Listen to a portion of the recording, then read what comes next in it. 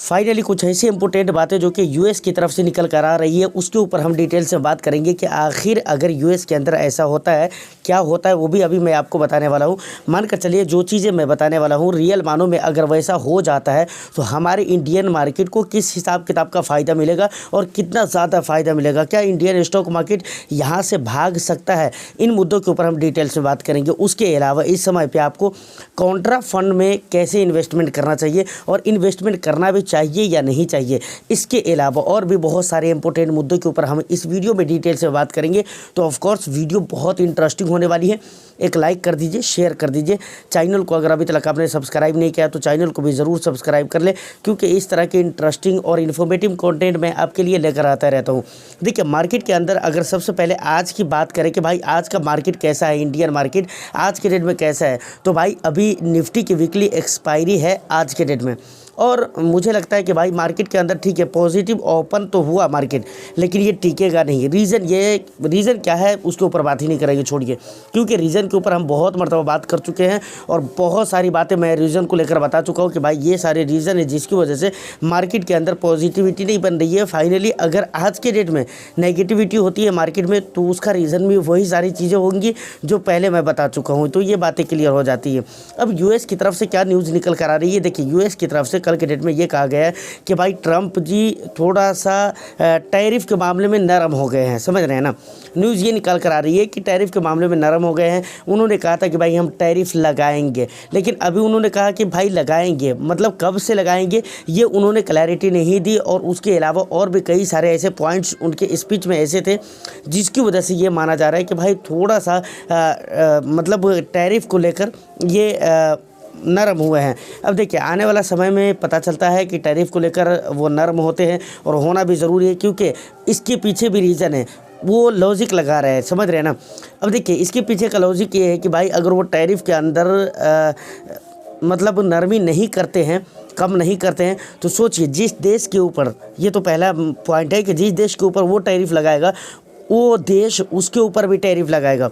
और दूसरी बात है टैरिफ अगर ज़्यादा महंगा हुआ, ज़्यादा टैरिफ अगर किसी देश पर लगाया गया है, ज़्यादातर देशों पर के ऊपर अगर लगाया गया है तो वहाँ पर प्रॉब्लम ये होगा कि यूएस के अंदर जो महंगाई है, महंगाई अभी फिर जितना है उससे ज़्यादा हाई भागने लगेगा, समझ रहे हैं ना। तो ये दो रीज़न है जिस रीज़न की वजह से मुझे लगता है कि थोड़ा सा नरम पड़ना चाहिए। देखिए बंदा टैरिफ के बारे में बोला तो लगाएगा ज़रूर, लेकिन हाँ जितना बोला तो हो सकता है उतना ना लगाए, कुछ कम कर दे उसमें। तो ये मैं आपको कहना चाह रहा हूँ। अब दूसरी बात आती है कि भाई मान कर चलिए कि टैरिफ ठीक है, अगर कम कर दिया जाता है या टैरिफ लगाया ही नहीं जाता है यूएस के अंदर तो हमारी मार्केट को क्या फ़ायदा होगा।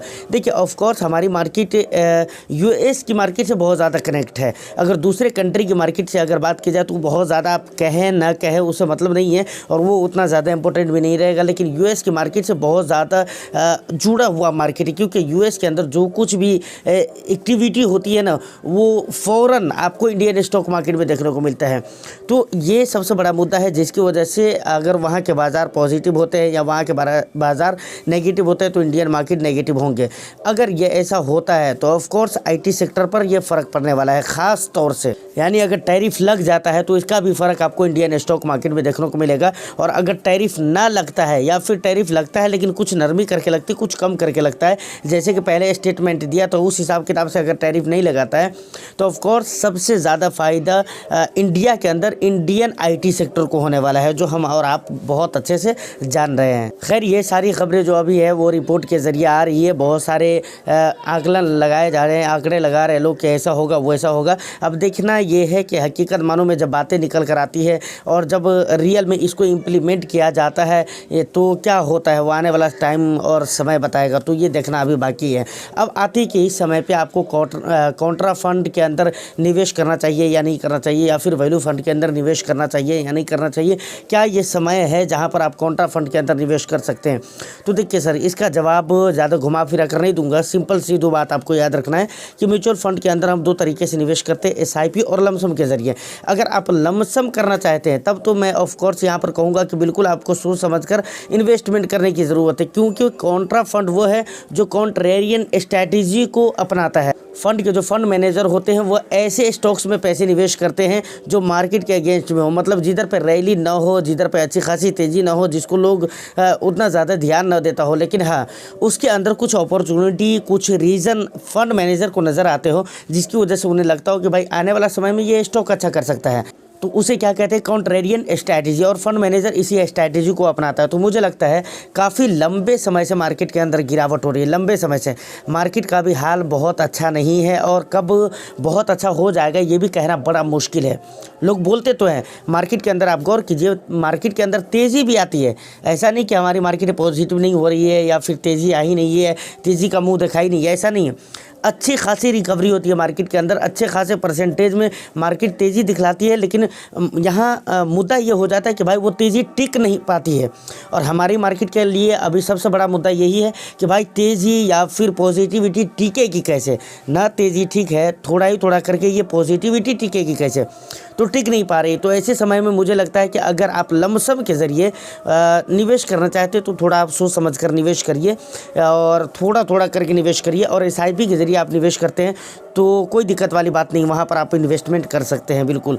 वैल्यू फ़ंड की भी बात करूँ तो वैल्यू फ़ंड के भी ऊपर सेम चीज़ें लागू होती हैं, और बहुत ज़्यादा यहाँ पर पैसे लगाने की ज़रूरत नहीं। और ऐसे भी Contra fund, value fund, alpha fund, momentum या फिर सेक्टरल एंड थीमेटिक फंड जो होते हैं, यहाँ पर आपको बहुत ज़्यादा पैसे नहीं लगाना चाहिए। अपनी पोर्टफोलियो के 8-10%, 12%, 14% ही पैसे लगाना चाहिए। मैक्सिमम टू मैक्सिमम हो गया 15%, मैक्सिमम टू मैक्सिमम, बहुत हाई लेवल का मैं बोल दिया हूँ, समझ रहे हैं, 15%, नहीं तो 10, 12, 8 इस तरह ही है। अपनी पोर्टफोलियो का आपको एलोकेशन देना चाहिए सेक्टरल फंड वगैरह में, और वैल्यू फंड या फिर इस तरह के जो भी अल्फ़ा मोमेंटम फंड वगैरह होते हैं या फिर कॉन्ट्रा फंड होते हैं। लेकिन देखिए यहाँ पर कुछ चीज़ें हैं जो कि आपको गौर करना चाहिए। मैंने आपको ये कहा है कि भाई कब मार्केट के हालात अच्छे होंगे ये कहा नहीं जा सकते, ये कहना मुश्किल है, तो बिल्कुल सही बात मैंने कहा है। लेकिन एक चीज़ है, कुछ चीज़ें इंडिया के अंदर जो इवेंट्स हुए हैं अभी आपके सामने से गुजरा है, तो ऐसा लगता है कि भाई आने वाला बहुत ही जल्द अच्छा होगा कि मार्केट पॉजिटिव रह सकती है। मतलब कैसा है ना, बहुत ज़्यादा हाई लेवल की रिकवरी हो या ना हो, या अच्छे परसेंटेज में आपको मार्केट रिटर्न्स बनाकर दे या ना दे, लेकिन ठीक है जो भी रहेगा वो थोड़ा अच्छा रहेगा, क्योंकि कई सारे ऐसे इवेंट्स हुए हैं जिसका रिएक्शन अभी आपको 2-3 महीने के अंदर मार्केट के अंदर देखने को ज़रूर मिलेगा।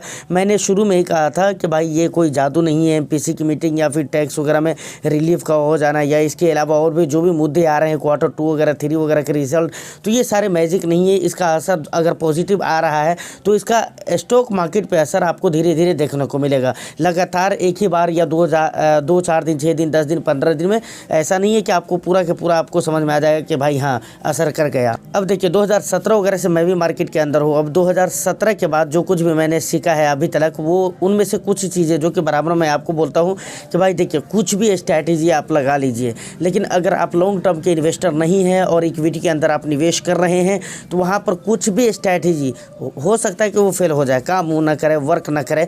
तो इसलिए बहुत ज़्यादा स्ट्रैटेजी लगाने से बेहतर है कि एक ही स्ट्रैटेजी को आप फॉलो कीजिए, और वो सिंपल स्ट्रैटेजी है कि भाई आप लंबे समय के लिए निवेश करिए। और ये इतनी बड़ी और इतना बिलीवेबल स्ट्रैटेजी है जिसमें आपको पैसे बनते ही बनते हैं। मार्केट में टिके रहना ये बहुत कमाल की बात होती है जो अक्सर इन्वेस्टर्स नहीं कर पाते हैं। तो ये सारी इंपॉर्टेंट बातें थी जो कि मुझे लगा कि आप तक शेयर करना चाहिए, आपको बताना चाहिए।